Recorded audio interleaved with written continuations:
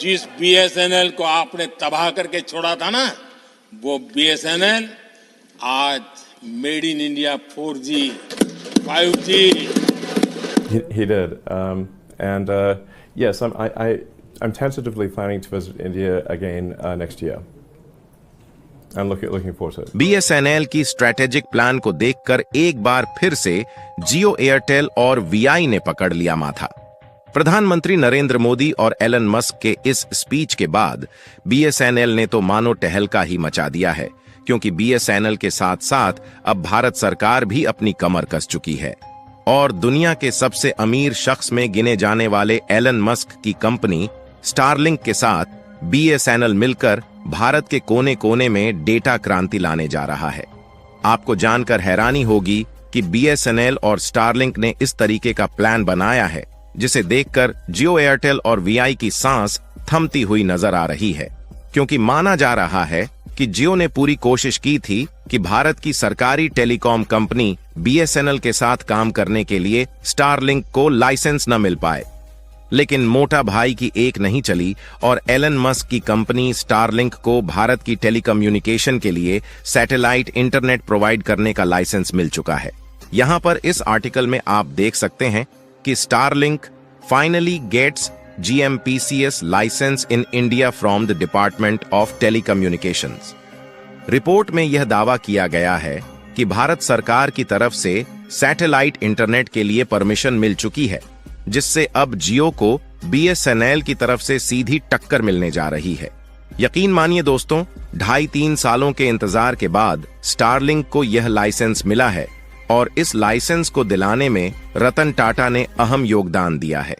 आखिर ऐसी कौन सी वजह थी जिसके कारण 2.5 से 3 साल तक परमिशन नहीं मिल रही थी, और ऐसा क्या हुआ कि अचानक स्टारलिंक को परमिशन दे दी गई है, और इससे बीएसएनएल का कौन सा फायदा होने जा रहा है, इस वीडियो में हम आपको बताने वाले हैं। लेकिन आगे बढ़ने से पहले बीएसएनएल ने जियो, एयरटेल और वोडाफोन आइडिया को सीधे टक्कर देने के लिए मार्केट में अपने कदम को रख दिया है। उसके लिए वीडियो को एक लाइक और सब्सक्राइब करके कमेंट बॉक्स में रतन टाटा और बीएसएनएल को बधाई देना बिल्कुल ना भूले। दरअसल पिछले कुछ दिनों में प्राइवेट सेक्टर की तीनों टेलीकॉम कंपनियां जियो, एयरटेल और वीआई ने अचानक से अपने रिचार्ज प्लान की कीमतों को बढ़ाया है। इससे यह यकीन हो गया है कि ये कंपनियां लोगों को अपना गुलाम समझने लगी हैं, लेकिन इनकी सर्विस इतनी भी एडवांस नहीं है कि उनके सिवाय लोगों के पास कोई दूसरा ऑप्शन नहीं है। अगर बीएसएनएल, टाटा और स्टारलिंक तीनों साथ में मिलकर काम करते हैं तो इनकी सर्विस इतनी ज्यादा एडवांस होने वाली है जिसके बारे में जियो, एयरटेल और वीआई सोच भी नहीं सकते। क्योंकि यदि बीएसएनएल, स्टारलिंक और टाटा यह तीनों कंपनियां आपस में मिलकर काम करती हैं तो इन्हें भारत के किसी भी कोने में इंटरनेट पहुंचाने के लिए टावर की जरूरत नहीं पड़ेगी, बल्कि ये लोग सैटेलाइट के द्वारा डायरेक्टली बिना टावर के भारत के कोने कोने तक इंटरनेट पहुंचा सकते हैं, जो कि जियो, एयरटेल और वीआई की कंपैरिजन में बेहद ही सस्ता होगा। और वैसे भी बीएसएनएल के टावर जहां पर लगे हुए हैं और नेटवर्क अच्छे चलते हैं, वहां पर भी बीएसएनएल की सर्विसेज जियो, एयरटेल और वीआई की अपेक्षा लगभग आधे दामों में मिल रही है। वैसे देखा जाए तो मुकेश अंबानी को भी भारत की बीएसएनएल, स्टारलिंक और टाटा की जुगलपंथी के बारे में पता चल चुका है, इसलिए वह भी सैटेलाइट इंटरनेट प्रोवाइड करने में हाथ पांव मार रहे हैं। लेकिन इनके पास स्पेसएक्स जैसी कंपनी नहीं है जिससे यह हजारों और लाखों सैटेलाइट अंतरिक्ष में लॉन्च करके बिना टावर के डायरेक्टली इंटरनेट डाटा लोगों तक पहुंचाने में असफल हो रहे हैं। जबकि बीएसएनएल भारत सरकार द्वारा संचालित होती है और भारत सरकार को एलन मस्क की स्पेसएक्स की सब्सिडियरी कंपनी स्टारलिंक का साथ मिल चुका है। और अब सैटेलाइट इंटरनेट लोगों तक पहुंचाने के लिए बीएसएनएल, टाटा और स्टारलिंक तीनों कंपनियां साथ मिल चुकी हैं, जिससे बीएसएनएल का काम कई गुना आसान हो चुका है। यानी कि देखा जाए तो अब जियो, एयरटेल और वीआई को जल्द ही भारतीय कस्टमर को लूटने का अंजाम भुगतना होगा। यह कंपनियां आज के समय में भारतीय मोबाइल यूजर्स को अपना गुलाम इसलिए समझना शुरू कर चुकी है क्योंकि यह कंपनियां समय के साथ बदल चुकी हैं। लेकिन इसी बीच भारत की सरकारी स्वामित्व वाली कंपनी बीएसएनएल समय के साथ नहीं बदल पाई। जिससे बीएसएनएल को अपने कस्टमर से हाथ धोना पड़ा। फिलहाल बीएसएनएल भले ही उस समय नहीं बदल पाया, लेकिन बीएसएनएल ने अपनी पुरानी गलतियों से सीख लेकर अब बदलना शुरू कर दिया है और बीएसएनएल वही पहले वाली सोच लेकर आगे बढ़ रहा है कि लोगों तक सस्ता और हाई स्पीड इंटरनेट पहुंचाया जाए।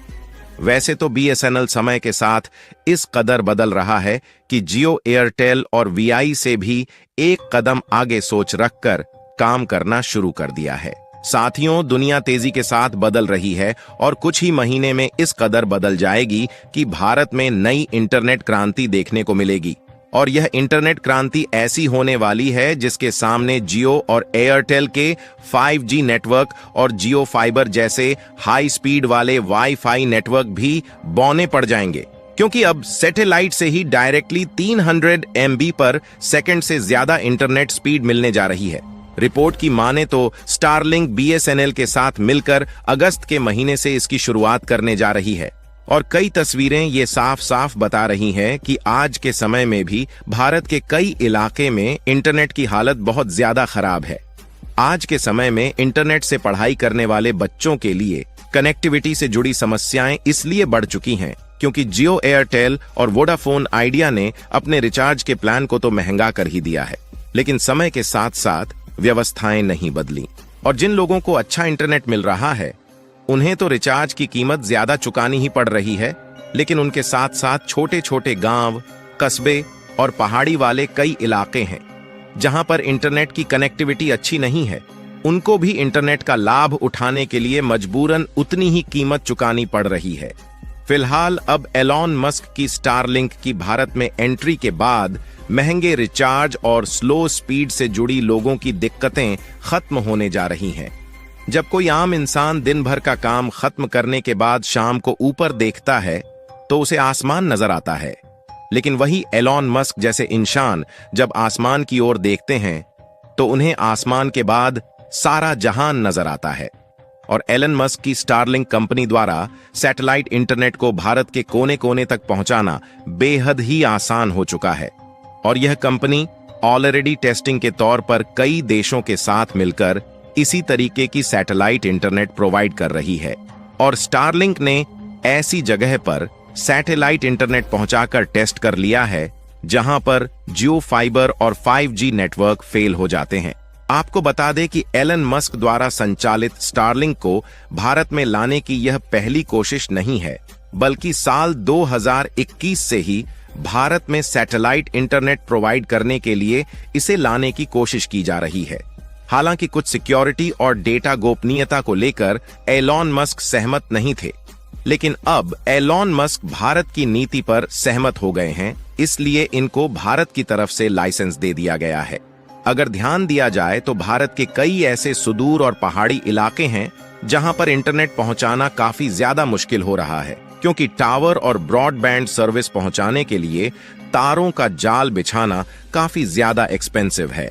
लेकिन स्टारलिंक जिस तर्ज पर काम करता है, इसी पर भारत की स्पेस एजेंसी इसरो भी पिछले कुछ सालों से काम कर रही है और इस बात की उम्मीद है कि भारत की स्वदेशी कंपनी को भी जल्द ही सफलता मिलेगी, क्योंकि भारत सैटेलाइट इंटरनेट की उपयोगिता जानता है, इसीलिए इसमें तेजी के साथ आगे बढ़ रहा है। हालांकि अभी एलॉन मस्क की एंट्री से भारत की प्राइवेट टेलीकॉम कंपनियां नाराज दिख रही हैं, क्योंकि इन्हें अब मालूम हो चुका है कि अब इन्हें अपने प्लान को सस्ता करना पड़ेगा या फिर सैटेलाइट इंटरनेट की जितनी स्पीड देनी होगी। फिलहाल भारत की बीएसएनएल को एलॉन मस्क और रतन टाटा का साथ मिल रहा है। इसके लिए कमेंट बॉक्स में बधाई देना बिल्कुल ना भूलें और इस वीडियो को एक लाइक करके अपने ज्यादा से ज्यादा मित्रों तक शेयर करें ताकि यह जानकारी सभी लोगों को मिल सके। इसी तरह और भी नॉलेजेबल वीडियो देखने के लिए चैनल को सब्सक्राइब करके बेल आइकन को ऑल पर जरूर सेलेक्ट करें।